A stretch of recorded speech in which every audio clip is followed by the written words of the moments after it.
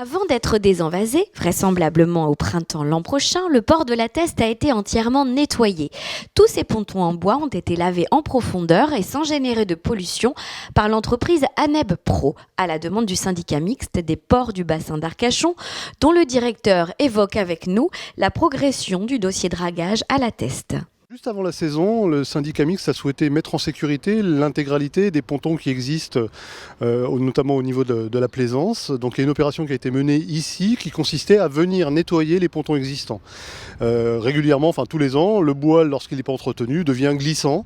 Et c'est pour cela qu'une opération d'envergure, notamment sur ce port de la Teste-là, a été réalisée pendant environ 2 semaines. Elle a consisté à venir nettoyer, brosser naturellement le bois sur 3000 m², près de 3000 m² de surface, et sur les 870 mètres de la digue est de la Teste, plus le ponton patrimonial où nous trouvons ici aujourd'hui. Alors avoir des pontons propres c'est bien, quand on peut accéder au bateau c'est encore mieux, je comprends.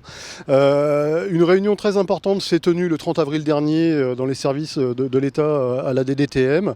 Elle a permis de réunir le syndicat mixte, maître d'ouvrage de l'opération du dragage, mais également le CIBA et les 2 bureaux d'études associés, les services de l'État, DDTM et de afin de faire le point global sur les 2 dossiers qui constituent en fait ce dragage du port de la Teste, qui sont l'autorisation environnementale qui est attendue pour pouvoir commencer les travaux et qui est liée aussi à une autorisation, à la régularisation d'un dossier installation classée pour la protection de l'environnement qui concerne le site de la Mole à Gujan-Mestras tout près d'ici, qui a vocation à accueillir les sédiments du bassin, dont les sédiments de la Teste. On espère, on va le dire rapidement, on espère pouvoir présenter le dossier au conseil de gestion du parc marin à la fin d'année.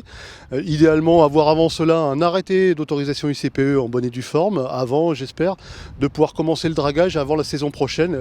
Ce dragage est très attendu, notamment sur le chenal de la Cannelette, notamment pour les professionnels, et les professionnels qui vont très bientôt investir sur le site des Pressalés Est avec la construction très prochaine d'un pôle nautique. Le dragage de la Teste, c'est 40 000 m³ de sédiments extraits. Alors c'est pas tous les sédiments, c'est une bonne partie qui permettra de redonner un petit peu une facilité d'accès à l'eau. C'est un dragage qui sera réalisé de manière mécanique parce que techniquement il n'y a pas d'autre solution de le faire. Il est impossible d'aller avec une canalisation directement jusqu'à un site accueillant des sédiments de dragage de manière hydraulique. Par des rotations de camions de l'ordre de 20 à 25 camions jour, le jour où l'opération se réalisera, en plusieurs phases. Je ne vais pas rentrer dans le détail, mais dans un premier temps, la priorité, c'est la cannelette, qui sert aussi à l'alimentation du port ici. Et puis ensuite, on rentrera dans l'intérieur du port.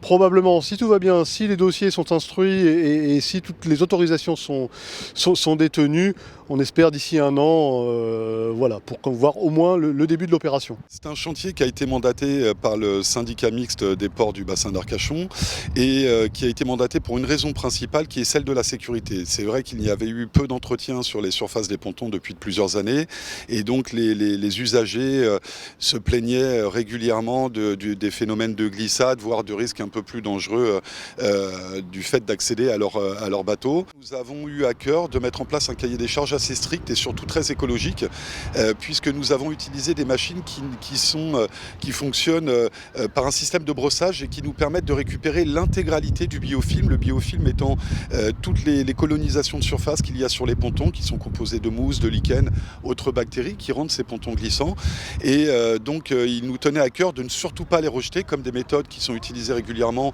à savoir le nettoyeur haute pression qui non seulement va écreuser le bois mais va projeter toutes ces salissures et ces dépôts à l'extérieur et particulièrement dans le bassin d'Arcachon.